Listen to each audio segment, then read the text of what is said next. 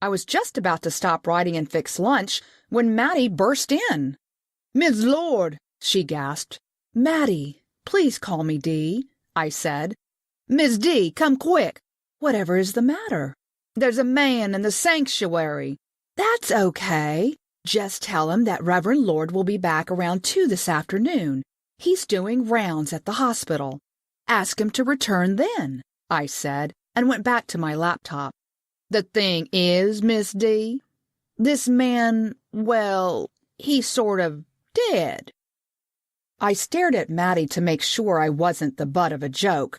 "He's what?" "I think he's dead." Mattie wasn't usually one for frivolity. Since it wasn't Halloween or April 1st, I ruled out pranks to spook the preacher's wife. "Mattie, are you positive?" "Well, I didn't touch him, if that's what you mean, but he's face down in front of the pulpit. I poked him with the baptistry skimmer. He didn't move. That's when I came to tell you and the Reverend." Mattie was as pale as milk. "Did you call Chief Inez?" "I did.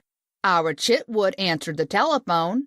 He's working at the police station part-time now. You remember him, don't you? He's Moline's husband who just retired. Anyway, he said the chief is at her grandson's birthday party. She has the police cruiser, so it will be a little while." "I'm glad it isn't an emergency or anything," I said. I closed my laptop and made my way to the parking lot that separated us from the church building. Mattie never caught my sarcasm, or so I thought. "Well, miss, it ain't likely he's going anywhere. Besides, he's already dead," Mattie replied as she gasped for breath in an effort to keep up. "It's a good thing he is in this case. Did you ask Ira to send the ambulance?" "Yes'm. I told him where the body was. He said they'd be here directly." In the South, directly could mean a multitude of things, including sometime soon, or when I get around to it, or never. Our small community wasn't used to emergencies any more serious than a kitten up a tree or a violator in a handicapped spot. When I reached the door of the church, I stopped.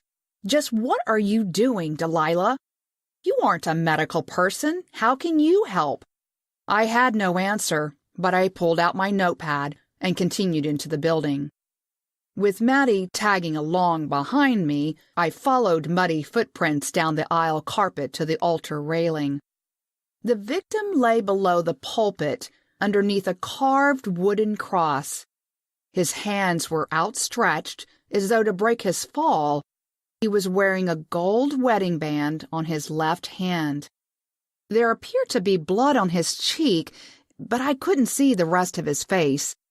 I debated whether to turn him over, but Mattie was having a hissy fit to leave.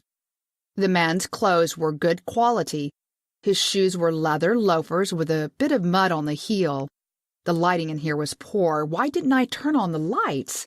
I couldn't tell the victim's age, but he had silver hair at his temples. It was so neat, he looked as though he had just left the barber shop. In fact, he smelled like that Polo brand of cologne expensive shops supply liberally. When the police entered the building, I backed away and plopped down on the front bench. I crammed my notepad into my pocket. Mattie was beside herself with nerves, so I did the talking.